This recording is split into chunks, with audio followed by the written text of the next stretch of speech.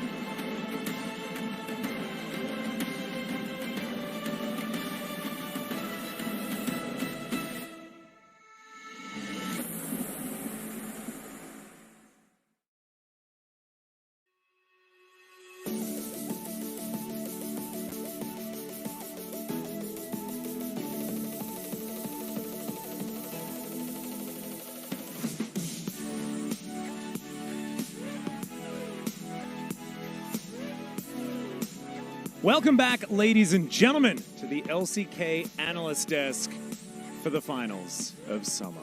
What a ridiculous game. I barely have words. Thankfully, I have two far more intelligent gentlemen next to me to break this one down. And let's start at the very beginning with the draft. T1 brought it back, but I think it all started here. I mean, I really don't know what to analyze this game. I mean, even draft, you know. I really didn't like the Diego again, but I guess DK is showing that, we are even worse.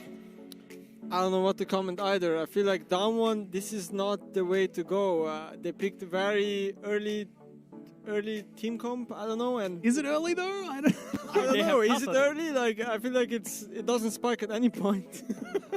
But yeah, it was. I don't know. It was a bloodbath. Honestly, I'm really surprised how T1 managed to come back. This was a stomp. Honestly, they played so well. And of course, subbing Gumayushian was a big part of it as well. I thought that looking at the draft and seeing like the Jinx come out, I'm like, oh well. I mean, Teddy, Guma, like I guess it doesn't really make a difference. But we saw he was still very bloodthirsty on that pick. The Kalista from Ghost didn't really do anything. Played very well, but I think a lot of it did revolve around Damwon having some, I guess we should say, narrow win conditions in this game. Yeah, that's true. Like I really don't know because like Kalista and Kassadin doesn't make sense, or like maybe only Renekton Diana is a combo, but I mean, they couldn't do much against their comp all the game, you know? So I feel like they just had so many different ideas. Maybe they're just a little cocky as well because they're 2-0 ahead. So, yeah. Yeah, I feel like Damwon just couldn't snowball top in this game, or top side. So the game looked like easy for T1. It certainly did, and we have our first highlight here as well to go through exactly how the beginning of this one did eventuate, and it was not clean. Starts with a dive top lane that could have gone better for Damwon Kia. I mean, it's not collected, and yeah, I don't know. So many things are happening at the same time. When they're diving bot lane, and also they're trying to do something on the top lane too. But somehow, Kana just makes out double kill on the top side too. So. Yeah, I really don't know. Like the game is just so random. So even though I'm ex-pro player and I'm here to analyze the game, like it's really hard for me. Yeah, I have no idea what's going on. I feel like the obsession with camping Kana just doesn't end, and it seems like he's doing better each game with surviving. So that's definitely an improvement. He went from like just getting camped and dying in game 1 to trading 1-for-1 in game 2 to getting double kills without dying in game number 3. What's going to happen in game 4? Like, what's the next step? Do you have to pentakill under your own turret at level 1? Like, is that the next portion? I don't even. Deeper on the Kassadin pick just a little bit more, because picking that again after Nemesis, you're already saying that in game number 2, it wasn't even the greatest option. Yes, it won. But did it have to be Kassadin in game number 2? I'm not. I mean, it won game number 2, but he wasn't like the main factor why it won. And this game definitely he didn't do anything. I mean, he never got the lead, and because he never got the lead, Kassadin is a very resource-intensive champion, and this game he just couldn't get going.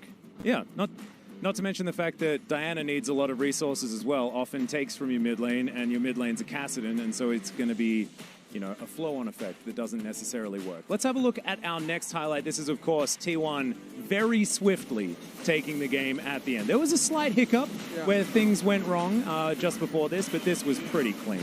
Yeah, I mean, we just need to know that T1 actually cleaned out this game perfectly because it ended in 20 minutes. And also, they knew that they're super ahead, so that's why they just didn't care about Nashor. They just kill all and just kill the Nexus as well. This was one of the fastest games I think we've seen in pro play, in LCK especially, and I don't know, like, Damwon tried their best here. They tried to steal the Baron, but unfortunately the two inhibs coming into their base, and then they got cleaned up in the end. It was super close, but the minions were already doing, like, the main job. Yeah. This is the thing, like, already they'd taken 2 inhibitors before Baron had even spawned. They didn't even have an option of going towards the Baron to try and take it because it wasn't even on the field yet, which is not something that we're used to really talking about here at the LCK. But still, congratulations need to be given over to T1. It was one of those Gen G style compositions where it's Jinx Azir and you win the early game, you win the mid game, and you win the late game. And it's absolutely fine. But I think there were a few more issues with the Damwon draft. And as we move to a game number 4, we're going to search our hardest to try and find some silver scrapes, because if there's ever a way to build momentum moving towards a potential game 5 and a reverse sweep, it's winning in 21 minutes, right? Yeah, I mean, and also I'm wondering, I just heard that Damwon Kia picked red side again. Yes. So I'm wondering what they want to show, you know? Like, are they going to pick Diana and Kassadin again, or do they have other strategy? Because for me, blue side looks so much better. Yeah. Yeah, I don't know. I feel like T1 looked really good this game, and if they can keep up like the same play, I think we're probably going to game 5. Especially if Damwon keeps drafting like this. Like, we obviously mentioned draft every single game, but that one was definitely like not even close. Yeah, and draft is super important, so we absolutely have to mention it. But ladies and gentlemen, it is time to go towards that game number 4. So here are the casters. Thank you so much, you guys on the desk, Atlas Wadid and Nemesis, once again, for giving us the hard-hitting analysis there. Not super happy with the Damwon red selection, but we'll have to wait and see what they have in store, and we're all kind of hoping that it's not the somewhat cocky draft that we saw in Game 3. I think that's a great way to put it. I don't think Damwon need to go for such one-dimensional, and as pointed out, when does the comp spike? We never found out. I don't know if Damwon knew. And I think the red side in of itself is excusable. I think blue side is stronger, but we also saw that there have been very specific drafts that you can get on red side, counter picks that you can maybe look for. With how the game has gone thus far, though, I am actually surprised that we don't just see Damwon go back to blue side, because they looked so comfortable on that. It's also a meta where we have extremely high priority picks, so many of them, and to be able to take that first pick priority and dictate the draft from the start is so powerful, and that's something that you lose when you pick red side. And right now, it's hard to argue that having the double pick in your first rotation is actually stronger than having the top tier pick, whether it's the Rise that we've seen, you know, the Viego that we've seen in that slot, even Lee Sin oftentimes, that ends up being so powerful in this meta. Absolutely. Well, guys, we are just about ready to hop into draft once again, and I think it's kind of all eyes on the draft after Game 3.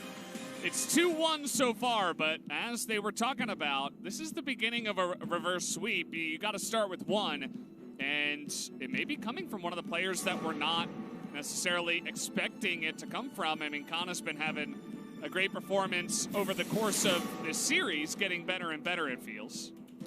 Does Damwon Kia have a plan for a potential Jace, leaving that one open? One of the ways you can use red side is set a trap, have a potential counter pick ready. See the Aphelios and Lee Sin taken away once again. I think the answer is going to be no. I don't think they're going to leave that one open, as the Diana is actually removed here for T1. Now you have to give the Rise or the Jace to T1 here, and that's why blue side is so powerful right now. You don't want to give either of those champions, but you have to give one. And as Damwon here, you can pick the other one. I wonder if you do indeed go for something like an Azir Ben, and then you just trade, right? You're gonna not feel that great, but no, leave all of them open. And I think that this is a sign that they think that T1 is gonna, yeah, exactly, gonna lock in the Jace. That's what I was saying. You know, do you have an answer? That's not a surprise. Yeah, do you have an answer for this? Because this is so obvious that it's being hovered here for a moment, because T1 have to really think about whether they want to lock this in, because you're going to give over the Rise, which is so powerful right now, and they think better of it and to take the Rise, because it feels too obvious. It feels like a trap. And the Rise is so much more flexible than the Jace, but you've given Korea's best Jace. Who's falling into the trap is really the question, right? Because, you know, you could take the Jace. Kana's been having a fantastic series, as we talked about, not necessarily right at the beginning. He's been bullied so much. He's getting a lot of practice, let's say, and he's having a great, you know, game 2 and 3 at least. Maybe you put him on the Jace and have a lot of power there, but instead they take the Rise and you give Khan Jace. I'm not sure about that decision. And the big thing to me is that with that Aurelia ban, if Damwon Kia are gonna pick the Jace themselves, right? If they do go for the Rise, you get the possibility of picking that Jace without being as afraid of counter picks. There is, of course, still things like the Wukong. The Wukong is a scary one. Yeah, I mean, Wukong, I think, honestly, Malphite is insane as well, but that's picks that traditionally LCK teams haven't really favored whatsoever, and into a Trundle, I'd say Wukong also feels a lot better than the Malphite in terms of power, as the Viego priority unchanged. And I think that Damwon Kia in this third pick is going to pick themselves up a mid laner to avoid getting banned out and then having to play into a Rise from a position where they don't really find a comfortable matchup. We're going to take the Gragas instead here of the Wukong. That, you know, the Gragas might still be flexed to support, but the Wukong was available. Probably be banned away here from Damwon Kia because you don't want to deal with that counter pick. And you mentioned not as common here in the LCK, but it is a pick that Kana has played extensively in the past, so certainly an option for them to have gone for. Let's see what mid laner Showmaker actually going to go towards the Ashe here instead. Yeah, I mean, Ghost was really great when he picked it earlier on in this series. He offers so much to the team, not just in shooting, you know, arrows in general, but also his Enchanted Crystal arrow and the vision that he provides to the team and being able to keep the enemy team at range as well. This Rise really struggles against Pillar and Ashe because they have greater range, they have so many slows, and you can kind of keep lower range champions away from your team. And to add to that, it also fits with the Damwon Kia game style that is very topside focused. You can just leave Ghost on his own in a team fight with the more tanky Ashe build, where even if he does die eventually, which we saw in game number 1, it doesn't actually amount to that much. Not a big fan of the Kalista ban. I feel like that is one that with the Ashe pick you've already kind of taken care of. And now, is it a counter pick for Showmaker? It looks like that is the direction that they are going for. And this is not something that we often see barrel on, and this makes a lot more sense in terms of pressure. I was definitely surprised to see the ban on the Leona over the LeBlanc, just considering how strong LeBlanc can be into this Rise matchup. You already have a lot of poke with the Jace, and when you add in that Luden's LeBlanc amount of poke here and Ashe's engage, there's just so many ways to chip away at the side of T1's composition, which is so far very fragile and also a little bit front-loaded in how it engages. Varus will come through as a bit of an answer here in terms of the poke, the Braum support. And let's find out what that final pick's going to be. I do like the Braum. I think with the amount of damage that's available on T1, it's not as much of a hard counter as you sometimes see, where it completely invalidates the comp. With the amount of damage still available on Damwon Kia, I think you can kind of play around the unbreakable cooldowns. And that would be... Okay. Oh, I love it. So, couple of things. First of all, with Ashe, it's an incredibly strong combination because it allows you to not only have perma-prio in the lane, but your the Ashe Volley's prime for the roots or the stun possibility on your E. But what do you want to do with Braum? It's everyone stands behind Braum. Well, let me tell you, when there's a Seraphine in the game, can't do that nearly as much. But this is very risky what Damwon Kia are running, because what they're running is a composition that has a lot of poke. It does have a decent amount of engage too with the Seraphine and of course the Ashe arrows. But once you get into the fight itself, if you're not able to land that poke, if you're not able to hit the Seraphine ult going into this, the staying power that T1 have in these longer fights is way stronger. They have way more damage throughput. With the Rise, it's going to be bouncing a bunch of damage through. You have a Gragas who can counter-engage. When the Seraphine decides to go in and try to encore, you mess it up, then suddenly you're caught. You're trapped between a rock and a hard place when the counter-engage comes through. So I do feel like what T1 brings to the table here is a nice amount of response to when those engages start. For me, the main thing that scares me about this T1 comp is the Rise. T1 has relied on the Rise, and they are able to, barring maybe Damwon Kia, utilize it better than any team we have in the LCK to find these incredible mid-game tempo swings. Outside of that, though, I see this comp from Damwon, Showmaker on his LeBlanc. I'd be terrified. It's a scary sight to see, indeed. And guys, it looks like we do have Game 4 ready to go, so let's hop into that right now.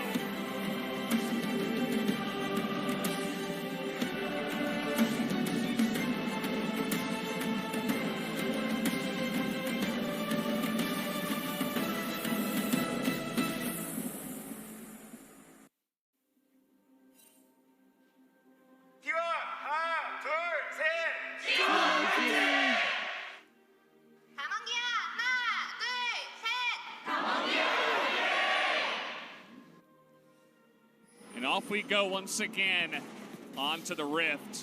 We've had some crazy games in this one already, but T1 now making a lot of people believers, I suppose. When you win a 21-minute game, that is definitely a statement game.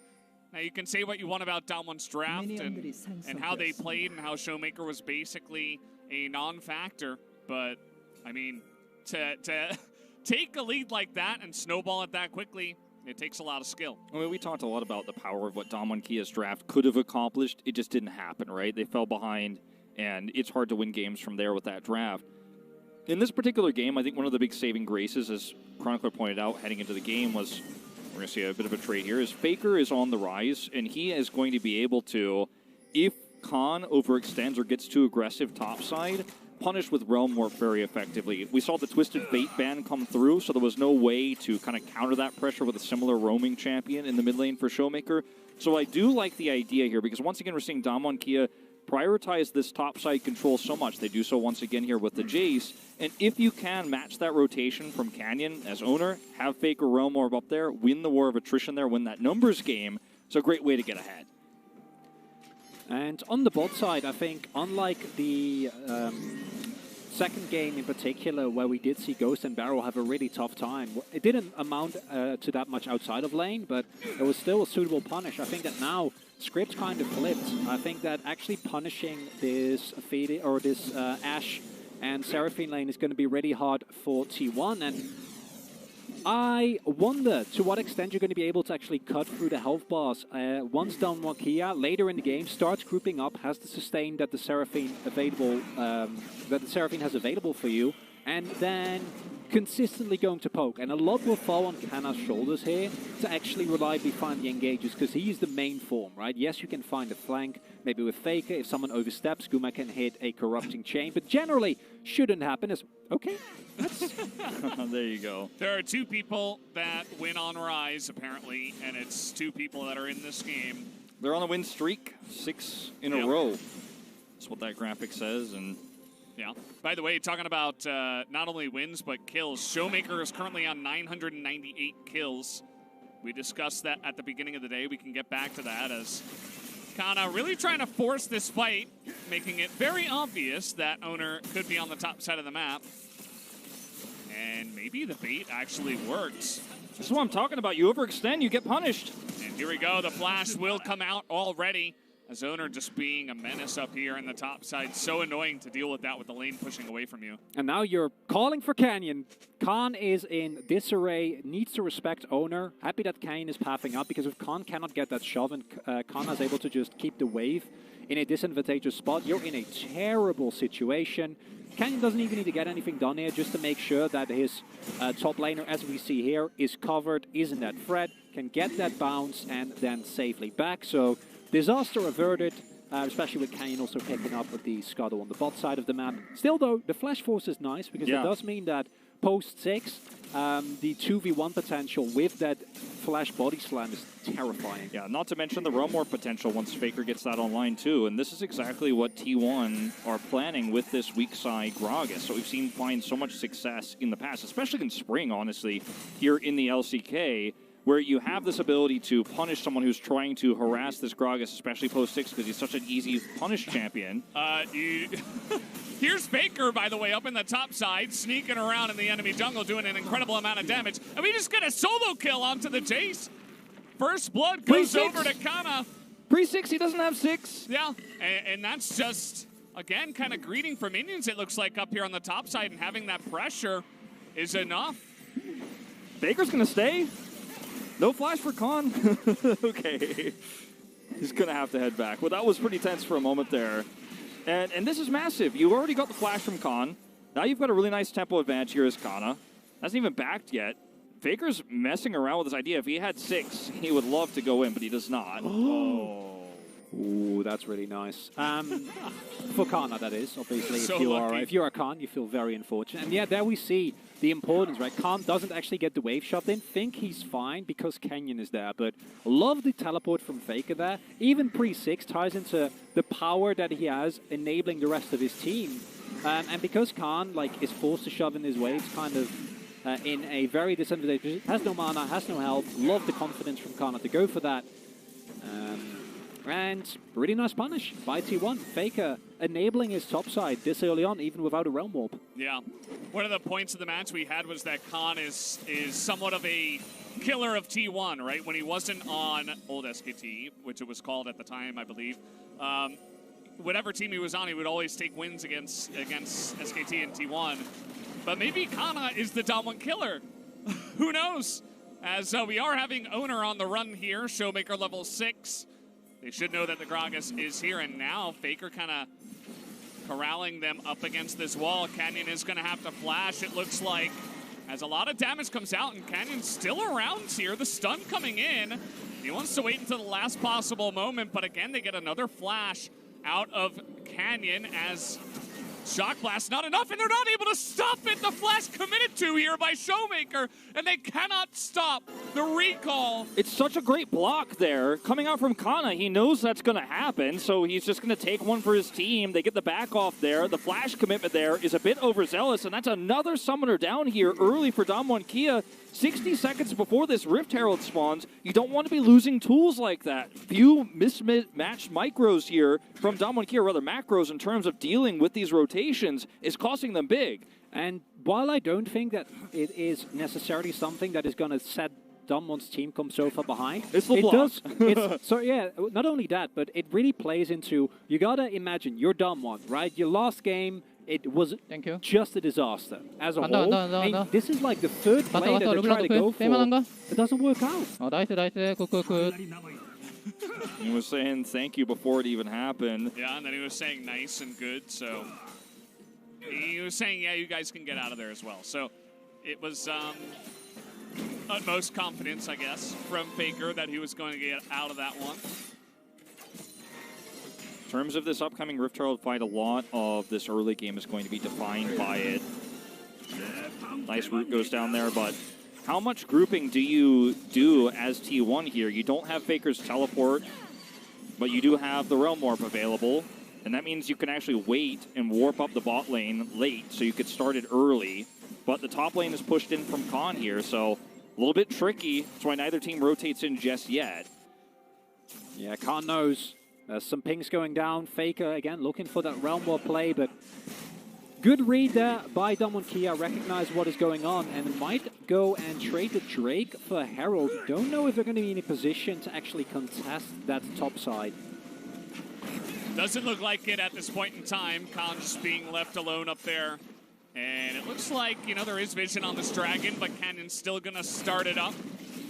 They have faith that nobody on the side of T1 really going to contest this. This is perfect for T1. You get the Rift Herald for free because of the Realm Warp power. This is part of the reason why Rise is so strong. And the Drake, you know, it gets slowed, it gets delayed. So, yes, it looks like they are going to take it. But look at the extra power here on the top side of the map. Bot just sits pretty. And Faker, the threat of Faker up here on the top side means Khan has to sit back and wait. Extra plate comes through. They get the Rift Herald gold. And T1 with a nice lead in this early game.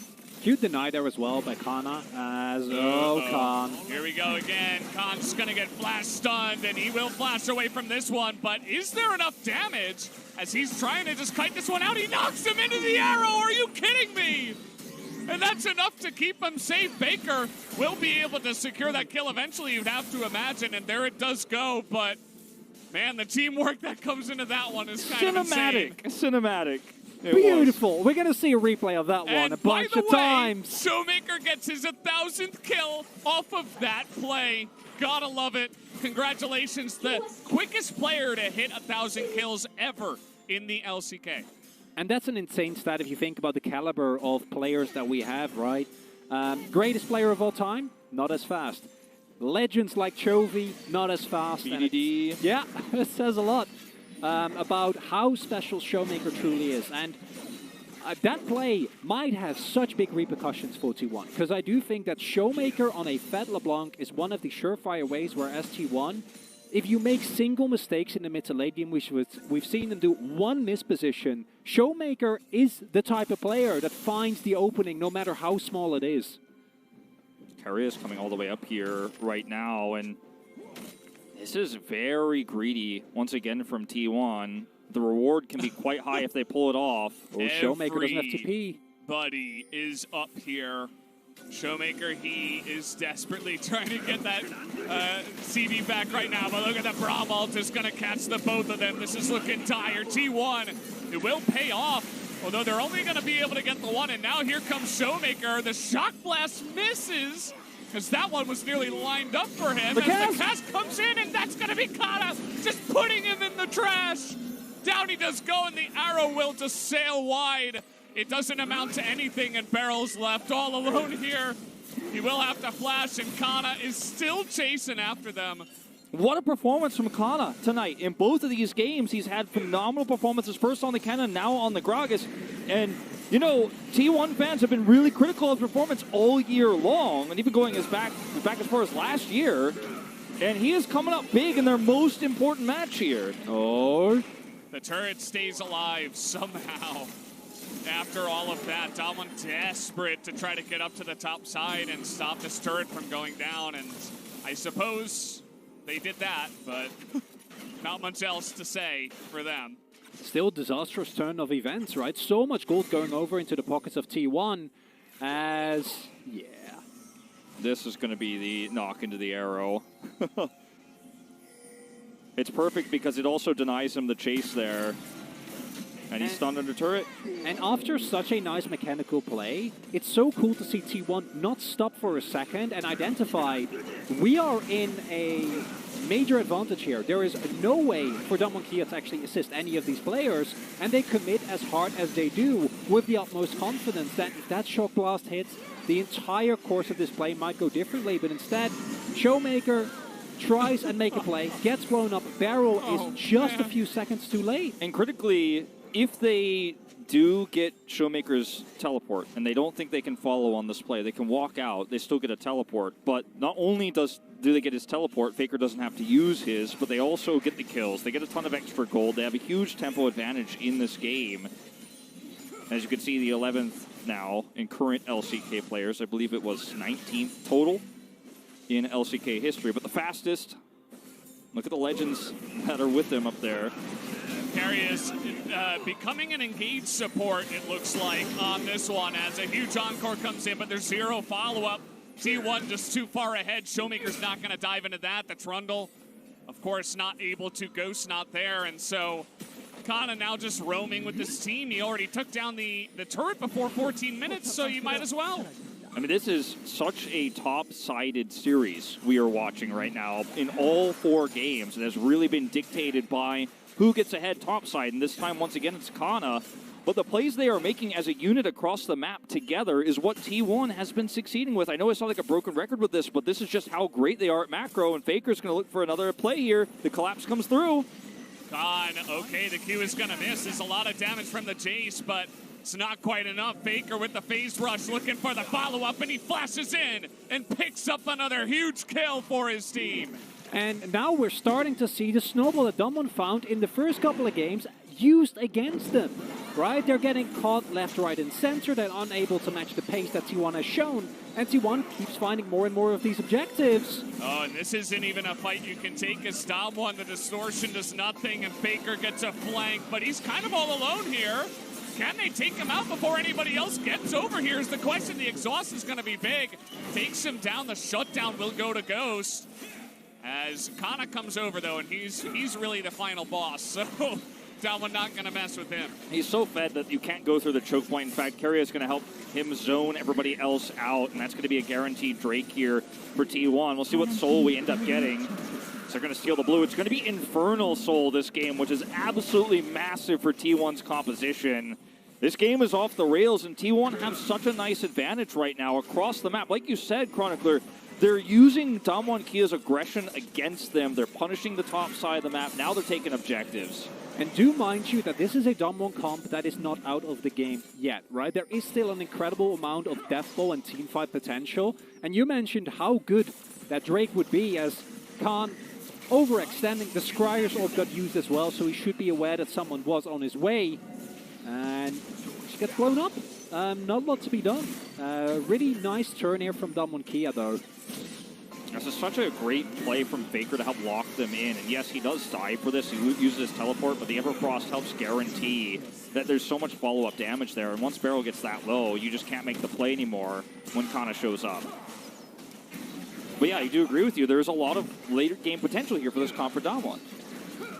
There definitely is. We'll have to see if it can ever get online. That's always the question. Both of these teams have been so strong with the leads that they have gotten.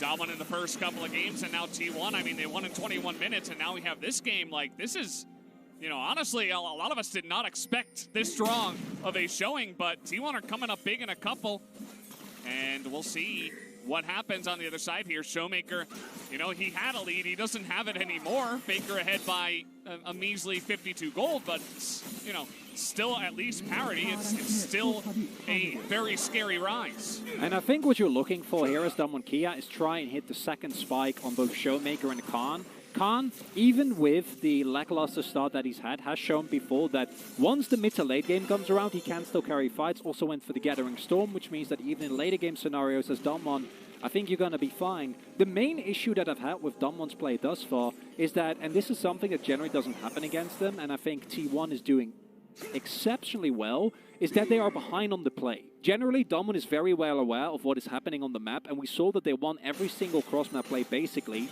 in game 1 and 2. And in this game, T1 is just out-trading them and continuously dictating the pace. And I talked about, yeah, you know, they have great engage in Kana. Carrier has flashed on top of people as Brom multiple times just to make sure that the play happens. And the composition from Damwon Kia is so extremely fragile. It needs a little bit of time to set up. And I'm not talking about items, I'm talking about just how you fight out these team fights. Yes, you can harass a Showmaker and get some damage done, but you're not fed enough to burst anybody down just yet. And if you do go in to T1's comp, you have to be ready. Oh, this is looking bad. All right, this is a big encore, though, but Stopwatch comes in once again. The damage's not quite there. Carrier going to get away, but here Khan, and then now Showmaker trying to come up as finally they do take out the Braum, and T1 is kind of zoned into the enemy jungle here once again. Faker, though, full health. And they still have a Varus. They're able to kite away. So it's only the one kill. T1 do get the turret, but this is a lot of map control for Damwon. Let's see what they do with it. Look at what happens even when T1 are in a position where they're caught. They're overextended. The fragile nature of Damwon's comp, as I was mentioning, means that there's so much of a turn potential there. Look at even what Gragas' damage looks like in this game where he's building DPS, he's building AP. I mean, if you get hit by a Q from Varus and that Gragas barrel, you're dead. Showmaker kind of playing with his food a little bit. Didn't necessarily have to stick around. It is Gragas after all, and he is going to have some nice sustain, but it is what it is. He has teleport. He should be fine. And looking at the next Drake fight, I think is going to be pivotal for either team. Not just because it sets you up towards that Mountain Soul.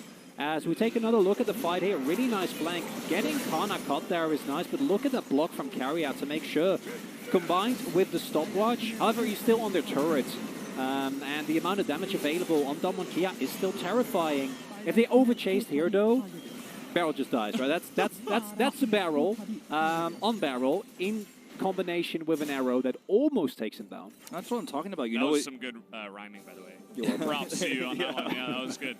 But if you go into these fights, especially at this current state of the game, the longer they go, the better they go for T1. For Damwon Kia, you really need to have that explosive engage. You need to use your combos, or you got to get a lot of poke damage done before the fight starts. And you know what? They have it in spades.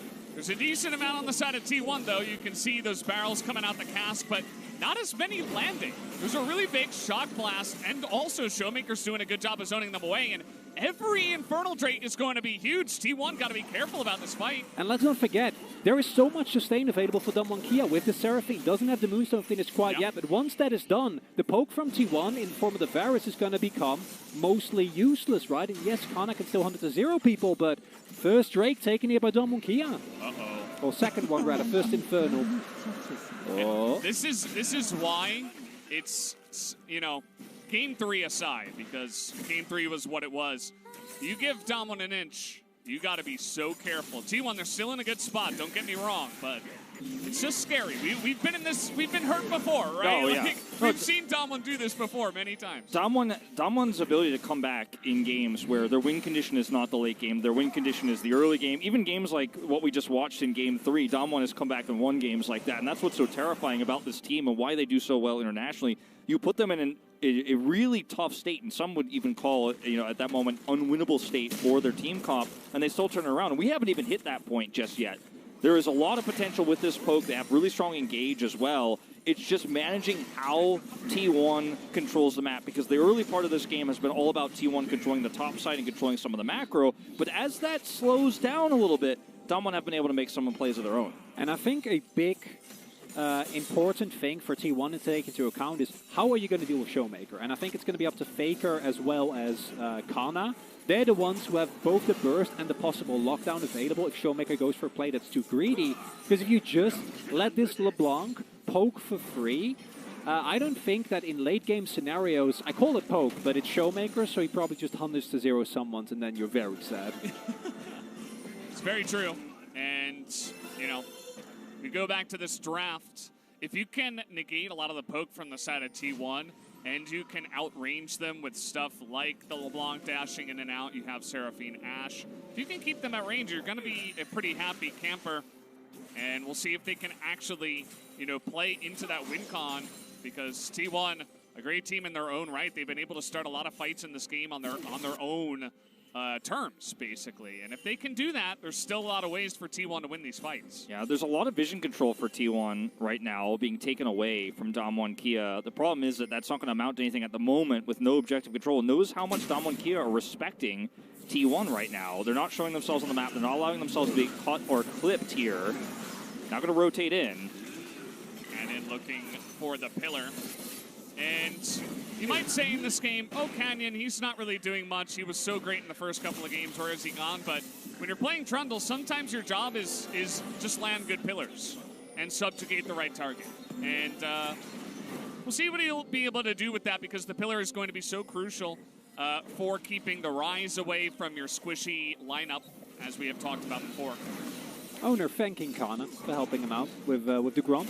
A little bit of friendliness there as... Oh, Guma. Oh, but everything nice. misses. Yeah. So Guma doesn't even have to use anything. Guma also going for the Serpent's Fang, which obviously into a Seraphine is an incredibly nice itemization choice. Going to help them out a lot with taking care of some of this tankiness that's available. As Faker on a ward. He's on a ward here, and he has no idea. Canyon, Ghost, and Showmaker all up on the top side. Flash comes in. You're not able to flash the pillar. Nice try, Faker, but not going to happen this time. And guess who they give the kill over to? 1001th kill. 1001st, I should say. Living in Korea too long, Valdez. Yeah, about that. But yeah, I mean, this LeBlanc is kind of getting out of control, and you can see that Owner and Kana not able to find anything on the bottom side either. Yeah, and this is a big problem. Faker gets greedy, does get punished for it, and unfortunately, there's no getting out of this scenario once you're caught. He tries to get the Realm Orb, even flashing there.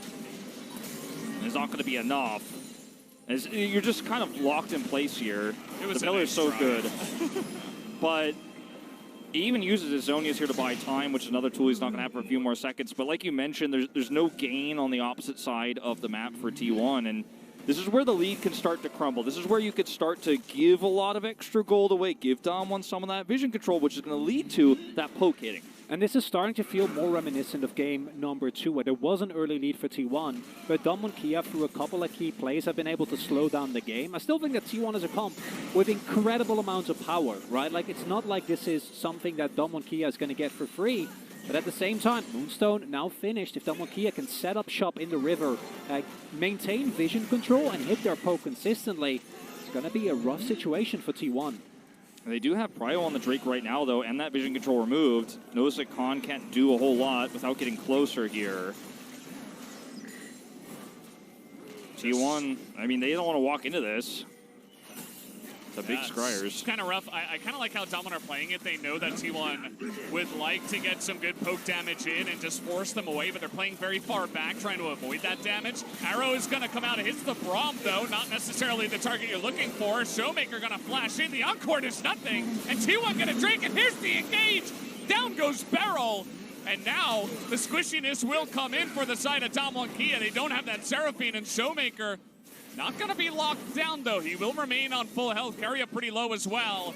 As got to be careful about doing that, but they will be fine. And T1 pick up the Infernal Drake. Yeah, they have a control ward on the Baron, so there's no way for Damwon Kia to just go over there and sneak that one away. They're going to try to interrupt the back here. Does not really work out. But going back to that last fight, it was really another showcasing of how fragile Damwon Kia's comp is. When they don't have vision, they can't consistently poke. And when they do decide to walk forward and engage, the burst damage is there. Even after Kana tosses in a party cask, they still get the instant blow up on a single target. And that's what T1's comp is great at. Then you can't win that longer fight anymore. Gumayusi's arrow is also hitting very true in that situation, meaning that the health bars were already relatively low. And if Barrel actually hits that Encore that finds the continuation of that skill shot, then they might be fine. I like that they wait out the Unbreakable up until the moment before they use that Encore to try and take the fight. But if you don't actually hit that, a lot of your damage not going to really get there. And you also see the fact that Khan has been put on the back foot so much, means the 2-item power spike on the Jace, it's not chunking as much as we've seen him do before. And with that Drake, it's 2-2 in Drakes. It's a small gold lead, but not one that is going to single-handedly carry on the game. The turn here is so fantastic for T1 because they toss out the Chains of Corruption, and they're able to avoid that Seraphine ultimate. As you mentioned, she gets blown up instantly, and then you just have so much consistent damage in this follow-up fight. There's nothing that Khan could do. He has no vision. If he's tossed out a Shock Blast, he's really literally throwing a Shock Blast into the dark. And that's why those ward controls and having Drake Prio is so important for Damwon Kia. And T1 just barely have enough control over this game and enough of a tempo advantage that they keep that vision maintained. And the key thing there is that Gumayusi also finds the Chain of Corruption, which is the reason why Barrel can't get out of that play, right? If he sees the Gragas walk up with Flash available generally, try to get the hell out of there. Unable to do so. And there's a bunch of big bounties available on T1, so they need to make sure that they maintain the cleanliness with which they've played thus far. Showmaker getting close to that Void Staff. And this is still an incredibly tense game. Like, I think that it is entirely execution dependent. Both teams have a lot of tools available. And normally, you know, you think Damwon, they're the most clutch team that we have generally within the LCK. But how T1 is looking right now, I'm not so sure. Yeah, I mean, the question of the reverse sweep after Game 3 is always there, and coming out to a strong start with Kana as well, a guy who's been carrying so much for the team, kind of leading a lot of that pressure from Game 3. You have to kind of begin to believe in that dream here for the side of T1. But as you mentioned, things are very even in this game. Like, 3,000 gold, it is what it is. It's like 2,500 gold. They both have an Infernal Drake. There is a pretty huge gold gap in the jungle, but again, it's Trundle. He doesn't need a lot of items. He can kind of just throw down pillars and do his job. But still, this is a big Viego, and now they're trying to make a move here onto Khan, who is just going to flash away. Arrow and Encore going to sail wide into thin air as Showmaker looking for a little bit more. Damwon not backing off just yet, even though some flashes were burned. T1 is playing around this comp so well. They're making Damwon Kia look like this just doesn't work. I mean, the way they are executing this, I mean, if that Chains lands too, you can actually follow up on this. They're going to start the Baron without the Encore. They feel confident with this one. There's a lot of team fight tools taken away from Damwon, and T1, they have all their Fed members right in the front there, kind of waiting, threatening from the pit. And so is Baker. They're just going to root down Showmaker. The cask is going to do a ton of damage. Kana, though, taking a lot himself and even gets knocked up from the Baron. You can see Canyon here. He's incredibly tanky at this point in time, so he's just going to escort everybody away. He's going to tell the kids to stop fighting, and nobody's going to die on an extremely tense Baron try. And the key thing here is either team has the time to go back and then vie for control, because giving over Soul Point to the T1 composition is terrifying with the amount of one-shot potential they have available. Same can be said for T1. A Jace, especially later in the game, gathering Storm, finishing the items, and getting an Infernal Soul or Showmakers LeBlanc are going to pop people. So both teams needs to get this next objective. And unlike the Baron, the Dragon damage not going to be that relevant like it was there. Now, going into this fight, though, teleport coming through here for T1, they are going to have that prio. They can remove that one blue trinket here. They're going to have a lot of control right now over the vision. And I feel like I've seen this before. Look, 2 control wards going down, and now Damwon Kia, once again, blind going into this fight. Yeah, they just don't have much. You know, the Hawk comes out. They're trying to find whatever they can find, you know, a pillar here and there. But it's all cooldowns. You're not going to have sufficient vision, as you've been talking about, to really find and engage. But this Infernal Rift actually gives you some extra room, which is kind of funny to see. You know, Damwon are able to split up a little bit more and not just go through the choke here against a Braum and a Rise. But again, it's still T1 with total control, and they get another huge Drake under their belt. And Beryl can barely even enter the fights. It's not every day you see Damwon Kia hesitate around choke points like this, but their composition is so reliant on having that extra information. They don't have it. They can't make the plays, and T1 rush down the Drake. They're on soul point now. Oh, Kana. You can see it, the Realm Warp is coming in. 4 members are coming out behind Damwon. Was that the right play? I'm not sure. Kauna's going to go down, and it's not looking good for T1 now. They're trying to kite it out, though. Canyon nearly dies, but the Subjugate is there, and T1, they're once again corralled into a really awkward spot against a poke comp. This is not where you want to be against Ashe and Trundle and Chase. They're all just going down one by one, and Damwon are just chasing them through the jungle. Not sure how many more they'll be able to get, but definitely some more chase potential from the side of Damwon. Looks like the speed of the Viego will be enough to get him away, but Baron control. They're just going to go for the Baron because there's nothing that T1 can do. And this is a pivotal turn. T1, though, they don't want to give it up. They're still there. Faker, he tried to flash away from that one, and now he's just going to die. Down he goes just like that, and Gumayusi not able to stick around. Owner's still here, and now with TPs coming in, I think Dom would have to respect it. Key thing there is with the teleport. Yeah, there we go. Kana also using that on mid-wave. And now everyone has to back off with the TPs available. I think Damwon Kia themselves can also deny the Baron if T1 would go for that. But key thing there is, yes, a couple of kills, but still no break point in this game. Oh man, this is just so insane. T1 from moment one. Remember, we go back to Faker's Flash in game 1.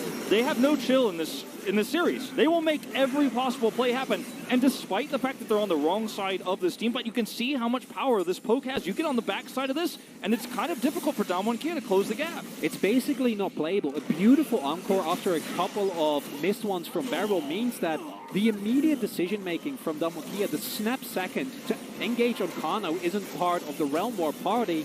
And then this play by Faker, all it needs to do and all it does is make sure that the Baron doesn't get taken. So it's still a win for T1, making sure that they don't lose that objective as well. But now, a couple of those shutdowns have gone over. More gold on the carries of Damwon. And if you win that fight with the Realm Warp, if you actually blow up those targets and take Baron, you get an inhibitor. You know, you might be able to, at this stage of the game, actually win it off of that play and go to a game 5. So it's a high-risk play. Doesn't end up paying off for them, but they do stop the Baron. Gumayusi. Oh man, just look at that poke. The cask is thrown at Canyon. He's like, yeah, whatever, dude. Just gonna run away from that one. The damage going out now on the Faker as the Encore. Looks like it landed. Showmaker super low, but it's just his clone. And that's gonna be another pick onto the Rise, which is gigantic with this Baron available. Ghost in kind of an awkward spot. You can see that Damwon, okay, they're gonna start it up. They have the LeBlanc with the teleport available here to get back into the fight. This Owner trying to get something going onto Showmaker, not quite able to do that. The chains are just gonna chunk him so low. Take a look at that damage now onto Owner. He cannot get close, and it will be Baron for the side of Damwon. You gotta get out of here as T1. You end up losing people here and the Baron. You might lose the game. Might be the end of your finals. Very tense moment there, but you saw the rotation come over from T1. They want to use that poke. They want to deny the Baron, but this time it's not enough. And what a fourth game here between these two teams, because Damwon, It feels like ever since that play on mid lane came through where T1 tried to go and grab it all, it might have been the overextension, the one little piece of momentum that Damwon needed, right? As you can see, love the sidestep by Canyon there on the cask. If he gets knocked back to the turret, it might not work out. If Showmaker doesn't get the help from his team here with a beautiful encore through the wall, they might get blown up. Instead, though, they have the sustain to stay alive throughout this Baron fight, and look at this damage that comes through here. It's just insane. Owner goes down to a third of his health bar instantly. And that's the end of that. You can't contest this anymore. Gumayusi is also below half health, so he can't come over and look to poke. Yeah. And now you've got Baron buff against you. Now total control of the map goes to T1. So before that Baron fight, T1 had 4 control wards on the Infernal Drake that had, it was like 2 minutes away from spawning, right? And they knew where their bread was buttered. They're like, okay, if we can get Infernal Soul, we're probably going to win this game regardless of what happens. But they didn't have a lot of vision around the Baron. They were not able to quite get the engage they were looking for. And now, after that fight, Damwon took away all those control wards. And now what are you going to do? The Encore's going to come in. This time, Canyon in a bit of trouble. Showmaker trying to help him out. The flash coming in, and now Owner's getting into that back line. Will he have the reset? Look at this Viego go wild now. As Showmaker going to take down his GA. He's got a res, yeah. And the poke is here. It's still here for the side of Damwon. The volleys rather are coming out from the Ash. And Faker says, okay, guys, let's just go and burst down the dragon. They've got control wards. They can control this vision and this choke point. The poke comes in, but again, at the same time, it's like you're on the opposite side of this poke. They're just trying to get the smite down on time, and with it coming in, but Showmaker has the damage, and he takes out 2, but the Infernal Soul will go the way of T1.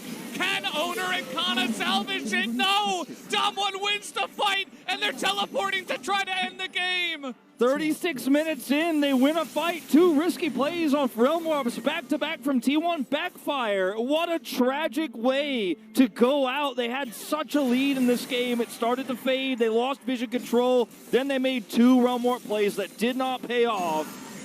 And it looks like the overextension from Damwon, right? Like they're diving underneath the turret into a Braum, into a composition with this much power, but I think they might have done it. Looks like this is going to be it, guys. Game number 4 is going to go the way of Damwon. They just have to hit the Nexus, and Damwon Kia will be your champions of LCK Summer 2021 in a devastating 3-1 victory. Devastating. Great way to put it. In that last moment for T1, they desperately Realm Warp in mid. They desperately Realm Warp for that soul that could have turned this game on its head for them. They lost control of the map. Damwon Kia staying strong, as we've been saying throughout this best of 5 in those late games with deficits. Their team fighting, their understanding of how to play the map is just superior to any team right now in Korea, and they are our big favorites going to Worlds from the LCK. And Damwon Kia, a 10th win for Coma. Gets it done. Khan in what is possibly, likely, his final game domestically within the LCK. Absolutely beautiful. And Damwon Kia pick up their 3rd finals victory in a row in the LCK. Also put in a Worlds Finals victory at the same time. And there you have it. The streak will continue. The most dominant team from Korea will be Damwon Kia. And they look so strong moving into Worlds. It is unbelievable how they were able to somehow come back in that 4th game. Bit of a hiccup there in game 3. Not gonna lie, that was weird. That was a bit risky. Did not pay off, and they showed their strength and their consistency, able to pull off the win in game 4. And it's a gut-wrenching loss for T1 in a game that must have felt like it was within their grasp, but at the same time, this is what Damwon Kia excels at, finding victory where it seems like there should be none. Yeah, T1, you're really going to be hurting after this loss, but it's not over yet. You could still take that victory in the gauntlet and go to Worlds, go to the group stage. As Khan looks so happy to take his final win here in the LCK. And I got to say, you know, if you're a T1 fan after this one, you did better than most analysts predicted. You did better than expectations were. for most around the world, you were able to take that one game, you almost brought it to a game 5. I don't think you should go home unhappy. Yeah, it's a rough feeling. Definitely bitter for the side of T1. A lot of players there really reaching for that win. Faker looking for his 10th title. Saw the coach patting Kerry on the back. Definitely our best support from Summer.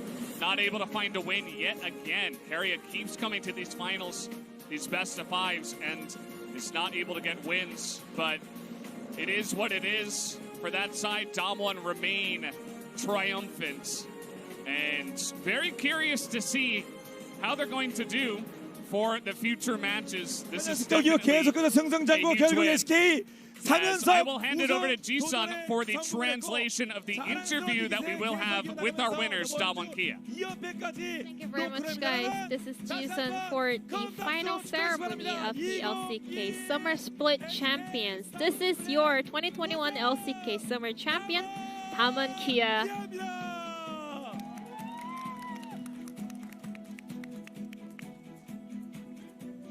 네.